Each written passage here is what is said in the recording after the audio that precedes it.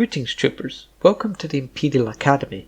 This is part 2 of my two-part video discussion of what Coruscant was like under the Empire's jurisdiction in Star Wars. In the last video I talked about the Imperial Palace, or Palpatine's place of residence, and discussed some of the individual rooms and areas within the former Jedi Temple, such as the archives and Palpatine's throne room. So I suggest you go and watch that video and then come back to this one. But with that, today I'm going to talk about the rest of Coruscant, mainly the public areas and what they were like day to day during the Empire's reign. The public sectors were changed drastically under the control of the Empire compared to their previous Republic counterpart, with many noticeable racial and wealth divisions which were created among those who were either richer or poorer, or between humans and aliens. But many did still choose to live in Coruscant even if it was, a dictatorship, because they had dreams of wealth, happiness and opportunities for jobs, but instead of the Republic or a Senate granting these things, it was the Empire, which, as you can guess, didn't really care about its citizens or their needs, instead choosing to ignore them unless they were a direct threat. But with that, feel free to like and subscribe if you enjoy Empire content or just Star Wars content in general, and maybe feel free to share this video with other like-minded Star Wars fans to show your allegiance to the Empire.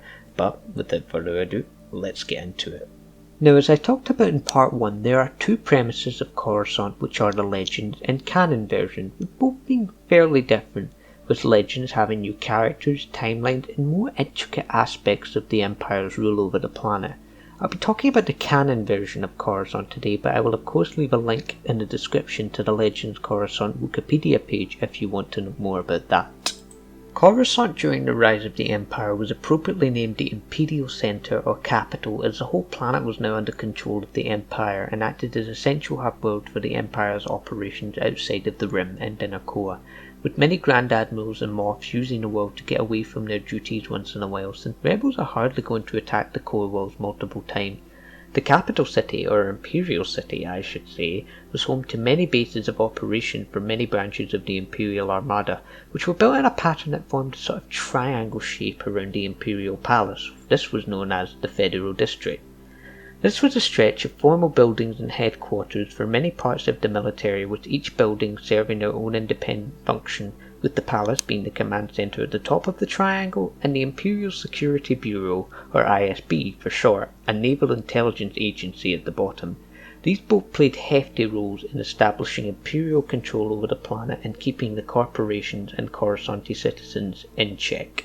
The ISB was founded by the Emperor himself as a way to keep not only citizens and such under Imperial control, but higher ranking members within the Empire's own military who maybe had a large amount of power to potentially overthrow Palpatine, which, if that were the case, the ISB would step in and deal with it swiftly and quickly, eliminating any traitorous members or officers and having their records erased and having them replaced with someone more suitable.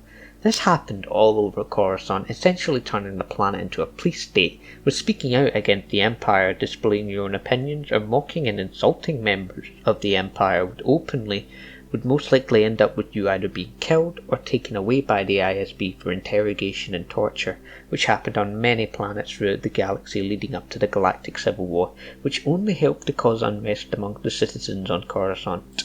There was also the Naval Intelligence Agency, which worked in conjunction with the ISB and was responsible for doing many things similar to its policing counterpart, but instead was one part of the Imperial Intelligence Agency as a whole, with each branch of it being spread over many parts of Empire-controlled space.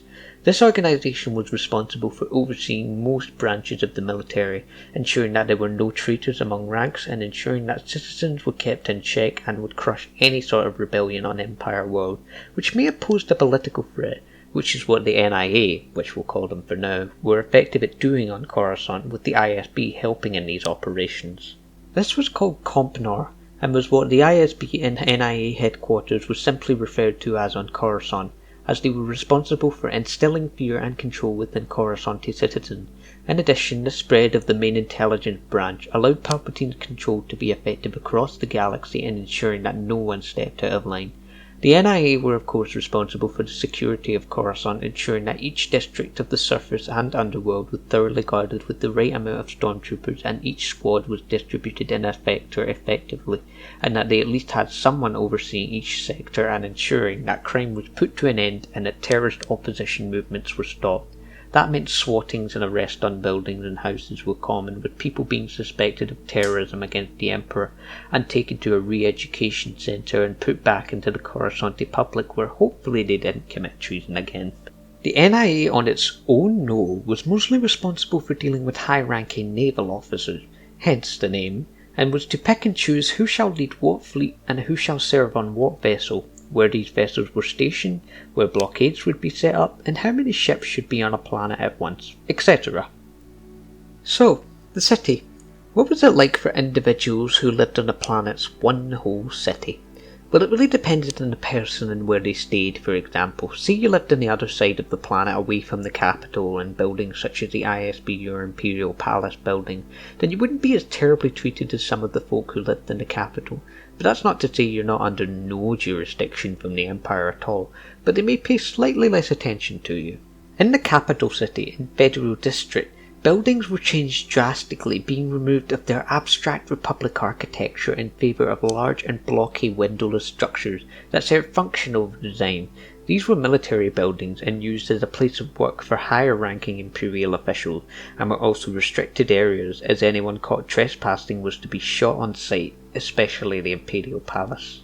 New large-scale Imperial Star Destroyer shipyards were installed, which could house over hundreds of them, and you would find many of them looming overhead, imposing the might of the Empire onto the citizens below, with them coming in to resupply and head out on a patrol or to a battle and so on. And like their Republic counterparts, they had restrictions about flying too close to them, although this time wouldn't result in you being arrested, instead probably being shot down, which happened to countless citizens on Coruscant who were just a little too unaware of where their ship is, resulting in a tragic end for most of them.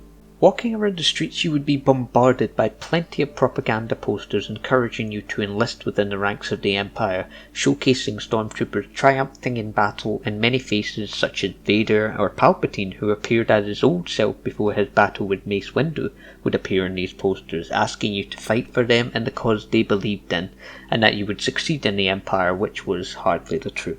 You could constantly be stopped by stormtroopers who would ask to see your goods and perform an inspection on you to see if whatever you were carrying was illegal, and as I mentioned before, swattings were constant, with many gangsters, crime lords, and even those who didn't commit crimes finding themselves being dragged out of their bed in the middle of the night by stormtroopers and ISB agents and being arrested for whatever the Empire believed you to be guilty of. Living under the Empire was indeed harsh and unfair for those less fortunate who were subject to its power and destruction. But there was one thing I did neglect to mention in my previous video, and that was Empire Day. Empire Day was a celebration that took place on March 20th every year, which celebrated the declaration of Sheev Palpatine as Galactic Emperor. And during that great day, parades were done on the streets of Coruscant with walkers and hundreds of stormtroopers moving in formation down the Federal District of Coruscant, with Palpatine and Vader watching from the palace, and TIE fighters and interceptors performing stunt flying through the sky, while Star Destroyers loomed overhead with confetti flying everywhere and Imperial banners being displayed proudly throughout the planet. These were grand parades that would have been quite something to see. It doesn't end there though. On this date, Palpatine would throw large parties or balls in the Imperial Palace, of which every high-ranking Imperial member was expected to attend. This was a night for them to get drunk, and for them to wear clothing of their choosing, and in these parties one could always get to know other officers, and for once take their mind off their duties, and maybe even meet the Emperor. Who knew? The point still stands though. No amount of celebration and patriotism could take away from the harsh realities of Coruscant under the Empire. Thanks for watching. I hope you enjoyed this video and my previous one. I certainly had fun making them. Would you celebrate Empire Day and go to Palpatine's grand ball? If so, then let me know in the comments. And if you enjoyed this video, then feel free to leave a like, subscribe, and share this video amongst fellow Empire or Star Wars fans. And if you haven't, check out part 1 of Coruscant Under the Empire, where I talk about the Imperial Palace and how Palpatine utilised it as his home. But until then, stay tuned for more coming up on the Imperial Academy to help you prepare for your time in the field and be able to crush the rebel scum.